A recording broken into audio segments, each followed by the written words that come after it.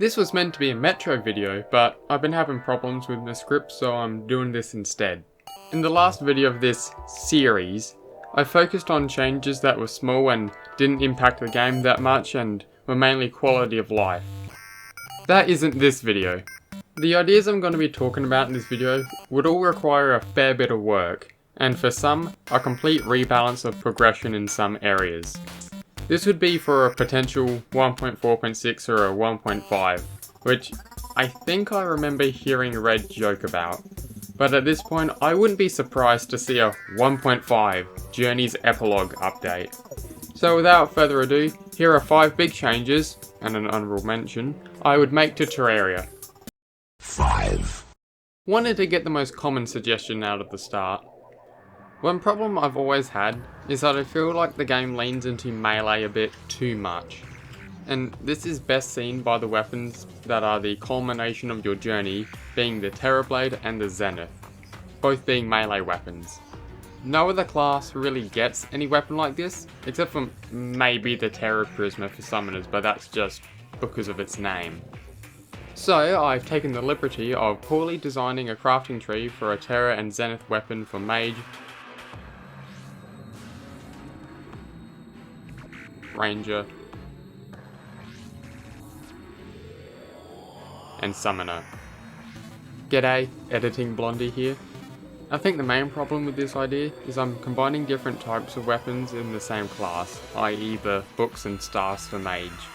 So this probably would be better if there are more weapons that mirror the melee tree, like a actual Evil's staff or something like that to make a Knight staff or something like that, I don't know. Or just say, screw it and have a hodgepodge idea like I've done for the Ranger class. Back to the video. I have no skill in pixel art, so I'm sorry for the terrible designs. However, as a counterpoint to this idea, it does step on the toes of most big content mods who have made their own version of these weapons, but I still think it would be interesting to see how Relogic would design these. 4. This idea has been spurred on by my 1.2 playthrough I've been doing, where I don't have the energy to make a bunch of different fishing ponds to get the potion fish. Granted, it's classic mode, so I don't really need to, but the idea crossed my mind where the more fishing quests you complete, the more fish you're able to buy from the angler. For example, at 5 quests, you'd be able to buy fish like the cod, salmon and shrimp, after 10, the armoured cave fish and specular fish, and hard mode fish being able to be bought in hard mode after something like 20 quests. This would also allow for people to get their quest achievements easier because there'd be a greater incentive to fish. 3. This has bugged me since my second playthrough of Terraria. What is the purpose of Shadow and Crimtane armour? You defeat the Eater of Worlds or the Brand of Cthulhu and make your new pickaxe, and you see that you're also able to make some new armour. But your new pickaxe also says that it can mine Hellstone. Thank you, iPad. So now you've unlocked 2 sets of melee armour, with the Molten armour being better in every way. When was the last time you actually made an Evil's armour that wasn't for some modded recipe? I know I haven't done it in years, so I have 2 possible solutions for this. Number 1, just add some bones to the pickaxe crafting recipe so it's post-Skeletron. This gives the Evil armours an actual time to be useful. Or, number 2, buff the Evil armours to deal more damage. This would give a dichotomy for players to choose if they want more defense and less damage, or more damage but less defense, much like the Beetle and Spectre armors in hard mode. A point of comparison on where the damage could be buffed to is around Mithril. I was originally going to say Cobalt here, but I did a bit of testing and found that the Cobalt armor does the basically exact same amount of damage as Hellstone armor, so Mithril. This would buff the Evil's armor DPS up to around 180 to 200 damage with the Knight's Edge, which compared to the 140 to 160 of Molten armor. 2. A while ago, I saw the video by Sorbet Cafe about how defense is calculated in Terraria and how warding provides a stronger buff than Menacing or Lucky. So I thought, why not buff them? I'm of the belief that buffing is better than nerfing in most cases, so a buff to these reforges would help even the playing field a bit. And as for violent and quick, does anyone actually use them? I don't think I've ever heard of someone say that they do, unless it's for a how fast can I get this weapon to swing type of video. So if you do use them, tell me how they are, because I don't know if they need a buff or not.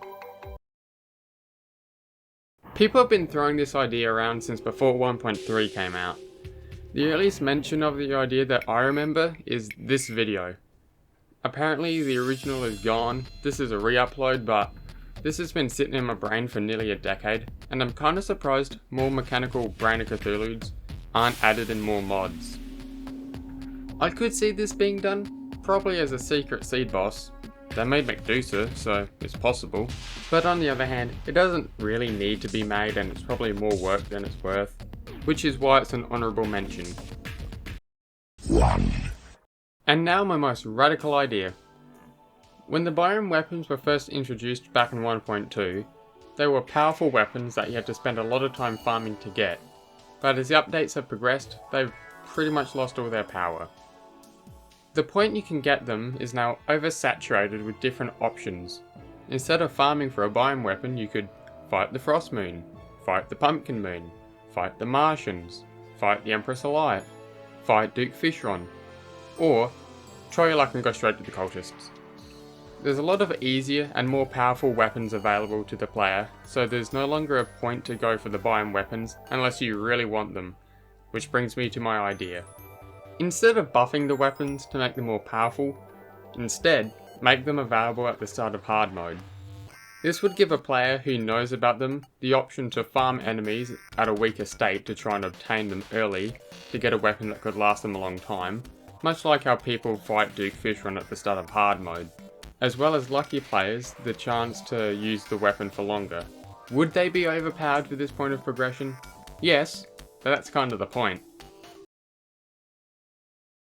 So there are my ideas I'd add to Terraria in a theoretical 1.5. If you have any ideas you want to share, leave them in the comments and I might make a follow-up video like I did for the small changes video. Might do the Metro video next, just depending if I'm happy with the script or not. Talio.